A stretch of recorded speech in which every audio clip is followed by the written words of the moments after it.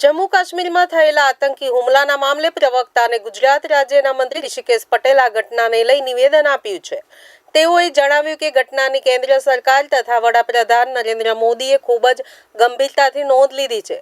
અત્રે નોંધપાત્ર બાબત એ છે કે વડાપ્રધાન તેમનો સાઉદી અરબનો પ્રવાસ ટૂંકાવીને તાત્કાલિક ભારત પરત ફર્યા છે। આતંકી હુમલામાં 3 ગુજરાતી લોકોના મોત નીપજ્યા છે।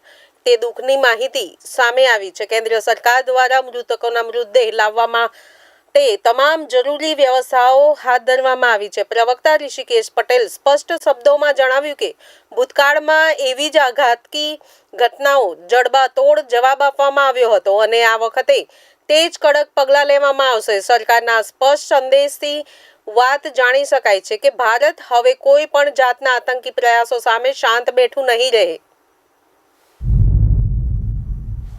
પરંતુ કેન્દ્ર સરકાર અને આદરણીય પીએમ સાહેબ પોતે પણ આ બાબતની ગંભીરતા લઈ અને તાત્કાલિક સાઉદી અરેબિયાના દોરાથી પાછા આવી અને આ બાબતની જે મીટિંગ્સ અને આના હવે પછીના લેવાના પગલાં બાબતે અમિત શાહજી પણ પહેલાં પહોંચી ગયા હતા અને અત્યારે ગુજરાતના 3 લોકોના મૃત્યુ થયા છે એવા સમાચાર છે અને સાથે 2 લોકો ઇન્જર્ડ છે।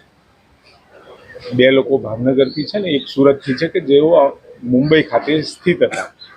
એમની ડેડ બોડીને લાવવાની વ્યવસ્થા પણ કેન્દ્ર સરકારે કરી છે અને રાજ્ય સરકાર આદરણીય ભૂપેન્દ્રભાઈ અને સરકાર સતત કાશ્મીર સાથે અને કેન્દ્ર સાથે સરકાર સાથે સંપર્કમાં છે અને એ લોકોને પણ જે લોકો પ્રવાસીઓ ત્યાં છે તો કેન્દ્ર સરકાર તરફથી પણ એ તમામ પ્રવાસીઓને પાછા લાવવાની વ્યવસ્થા અને કંઈ ભય ગભરાટ હોય તો એ દૂર કરવાની વ્યવસ્થાઓ કરી રહ્યા છે અને આ ઘટના જે બની છે ભૂતકાળમાં પણ બનેલ આતંકવાદી ઘટનાઓનો કેન્દ્ર સરકારે ખૂબ જડબાતોડ જવાબ પીએમ સાહેબે આપ્યો હતો।